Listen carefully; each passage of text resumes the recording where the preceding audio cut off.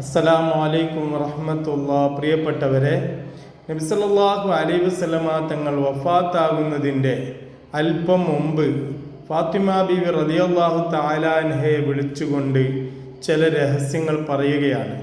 ആദ്യത്തെ രഹസ്യം കേട്ടപ്പോൾ ഫാത്തിമ ബീവി അവിടുന്ന് കരയുകയും രണ്ടാമത്തെ രഹസ്യം കേട്ടപ്പോൾ അവിടുന്ന് ഫാത്തിമ ബീവി ചിരിക്കുകയും ചെയ്തു. മുത്തുനബി വഫാത്തായതിന് ശേഷമാണ് ഫാത്തിമ ബീവി റളിയല്ലാഹു അൻഹ ആ രഹസ്യത്തെ പുറത്തിറക്കിയത്. എന്താണ് ആ രഹസ്യം?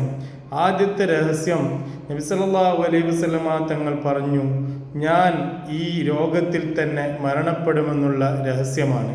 ഇത് കേട്ടപ്പോഴാണ് ഫാത്തിമ ബീവി കരഞ്ഞത്. രണ്ടാമത്തെ രഹസ്യം, ഈ രോഗത്തിൽ ഞാൻ മരണപ്പെട്ടതിന് ശേഷം ആദ്യമായി എൻ്റെ കുടുംബത്തിൽ നിന്ന് എന്നിലേക്ക് ചേർന്ന് വരുന്നത് നീയാണ് ഫാത്തിമ എന്ന് കേട്ടപ്പോൾ ഫാത്തിമ ബീവി റളിയല്ലാഹു തആല അൻഹ അവിടുന്ന് ചിരിക്കുകയും ചെയ്തു. മുത്തുനബിനോടുള്ള ചേരാനുള്ള അതിയായ ആഗ്രഹം കൊണ്ട് മഹദിയായ ഫാത്തിമ ബീവി റളിയല്ലാഹു തആല അൻഹ അവിടുന്ന് ചിരിക്കുകയാണ്.